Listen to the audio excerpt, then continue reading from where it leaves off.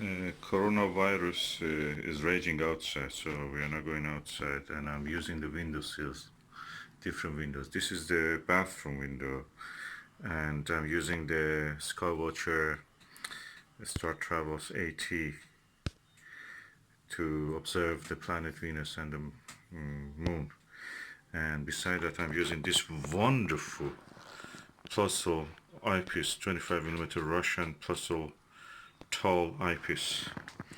I think this is even better than the RKE, like a Edmond Scientific one. Look at it, how it shines, as if it's a dome. You can see it yourself. And this is the scenery I'm looking at. That's the moon and the Venus. And I was looking at the Venus. Let me just turn off the flash and see if I can capture it for you.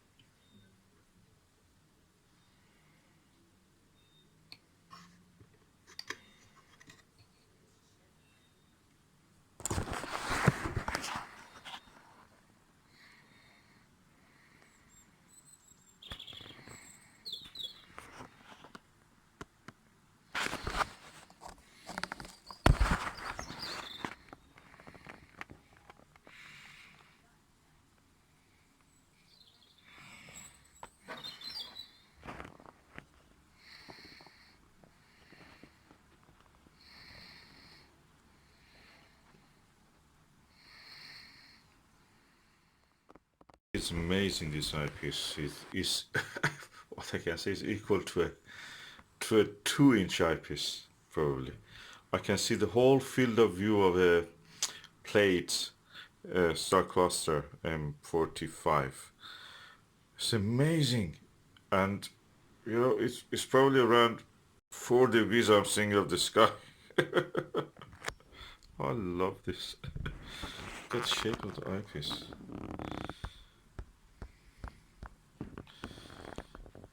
Amazing eyepiece, tall, 25mm Plossl, a Russian eyepiece. Russians built everything really heavy duty and quality.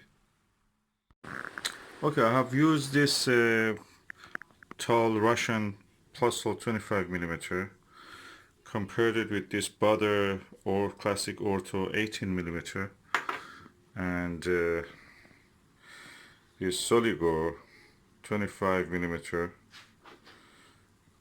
and other eyepieces here. What this Russian tall Plossl has, there is only one word that can describe it, and that is what Al Nagler called as majestic factor. It darkens the background so the stars come up, seen better. Is the tape of the glass they're using? I don't know. They said that there are types of glass that makes things a little bit deliberately darker. Vintage look, yellower. It's not yellow when you look through it, but that's what Al Nagler tries to explain. Majestic factor. And through this, the eyepiece disappears. You just see if you look, you'll see the edge of the eyepiece somewhere. That's the field stuff.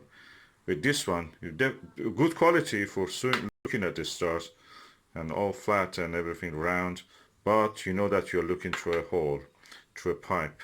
This one definitely looking like a pipe, and yeah, quite impressed and quite impressive.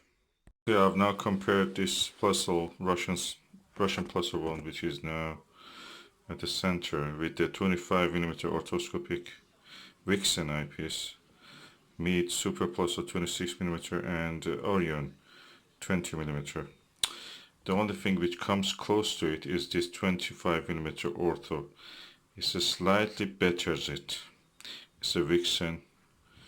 It's quite pricey eyepiece, and Orthos are really good always. This 20mm Orion, I'd like to try it again. Okay, now if I want to judge which one gives the best view with this telescope, which is a short tube telescope, refractor, I come to the conclusion that this Orion 20mm eyepiece, 66-degree field of view, comes first. Then the 25mm orthoscopic Vixen comes second. Then comes the Russian Plossl 25mm. Then the Meade Plossl Super Plossl 26mm. Then the Baader 18mm. Of course, this is a different range. I may put it before the Meade eyepiece, and then the rest of them. This is a good eyepiece, it's 7mm, but is not in the range of the eyepieces that I'm studying here. And I can say that on the actual eye comfort, this comes first, this comes second, this comes third, then comes this. And so practically this is the first.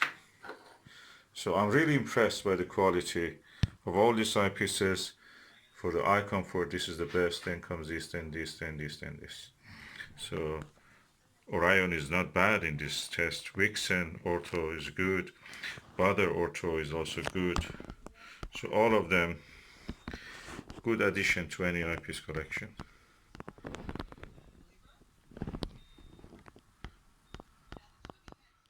After doing another observation set with the plates, I can say that Soligor is better than the Meade Super Plossl 26mm eyepiece. So this Soligor is good compared to this one, really good, better. But I'm really impressed by this Orion. It gives the colors of the stars so loyal. I may just put it first, although it has a narrow field of view. But the color of the stars, the crispness of the stars, is so impressive. This one is also coming right good, and this one. They're all in the same range almost. But this has a very good comfort for the eye. This is definitely one of the best. Look at the size of the lens.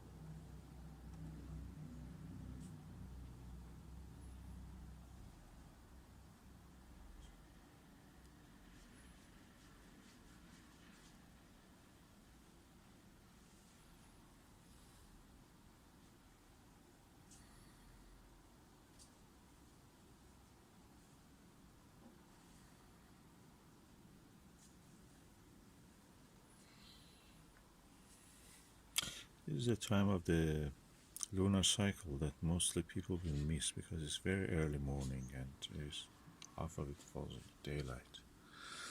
And either people are sleeping yet or they are just going to work, so practically they will miss. And only you can see it in such a day like today, which is a holiday.